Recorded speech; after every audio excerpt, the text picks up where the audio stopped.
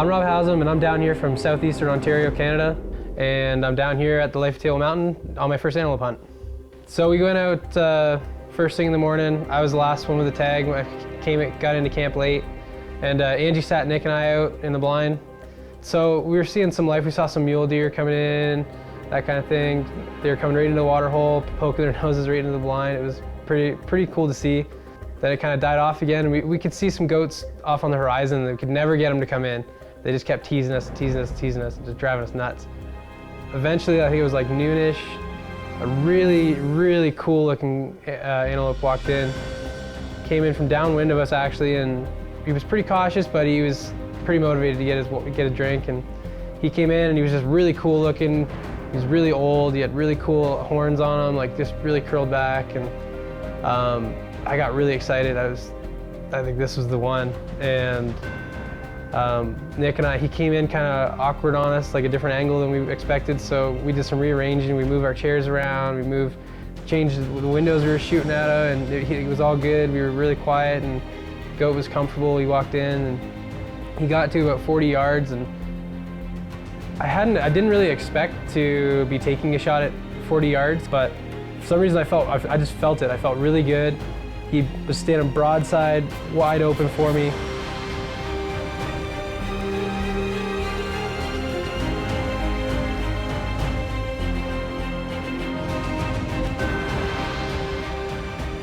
I drew, lined him up. The second I let go of the arrow, I knew something was up.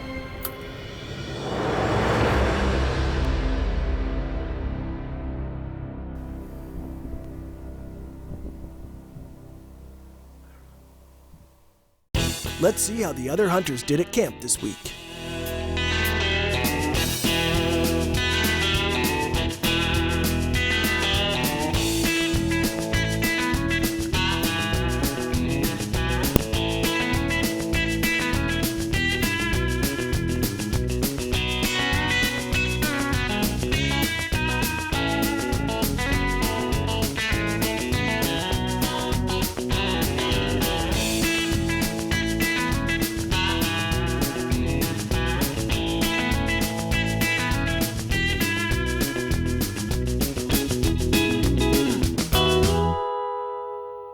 I drew, lined him up.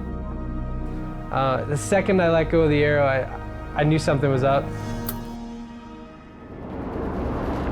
The arrow was flying really funny. The height was right, but I missed the goat by about a foot off the front of his chest, and I felt terrible. Like I just lost my chance. Both of us were like so confused as to what had happened. I had no idea. Like, is there something wrong with my bow? Like, is the rest off, or is it loose? I look up at the mesh on the blind, and I nicked it by like a half an inch, shooting from a seated position to kneeling. It was enough to throw the arrow off, and that was that. A couple hours go by, and we're still not really seeing much. A couple more mule deer come through. It's starting to get to the point where I'm thinking, oh, this is, we're just gonna have to regroup and do this again tomorrow. Just decided to peek out the back window of the blind, and there is a beast of an antelope standing there. And he's super, like, you could tell he was a very smart goat. Everything he did was like with a purpose, and like if he didn't like the way the blade of grass was blowing in the wind, he wasn't moving. And we sat there, and he just driving us nuts because we watched him. He'd walk 5 yards to us like he's moving, like he's coming in, and just stop. Something didn't feel right for him, and he stood there for probably 20 minutes and turned around. He went back to 300 yards, and he sat there for the next 2 hours. We're so focused on this goat looking out the back window that we hadn't actually been looking out the front of the blind for probably like half an hour. We're just so focused on this big goat. Nick turns around, I guess, and he taps me on the shoulder, and he's like, "Goat up on the hill." And it's 50 yards. There's another really nice buck standing there. We got ready, and we were just trying to stay as calm and collected. And this goat is a really nice goat. Like, I'd be super happy to have this for my first one too. So got right up to 30 yards, exactly what I want. Again, broadside, really like just set it up so nice for me. So I draw my bow, and the second I ask Nick if he's rolling, I see these big floppy mule deer ears popping across in between me and the goat. And it's like, oh no, there's a fawn coming. That one passes, I'm about to go again. Again, another fawn comes, so now I'm drawn for like a minute, and I'm just like, oh my God, this. And then I start thinking about the one I missed earlier, and I'm like, I was drawn for like 15 seconds when I let the arrow rip on the first one, and I messed that one up. And now I've been holding this thing for like a minute. I started getting in my head, and fawns moved, and I let her rip.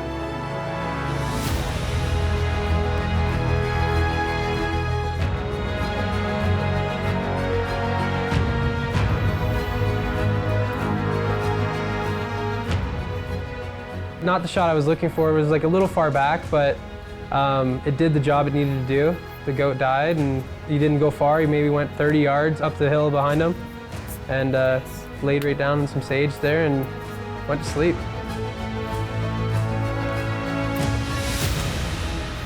It's an experience I'm never gonna forget. It was great to like be down here with two of my best friends. Scott and Angie are awesome.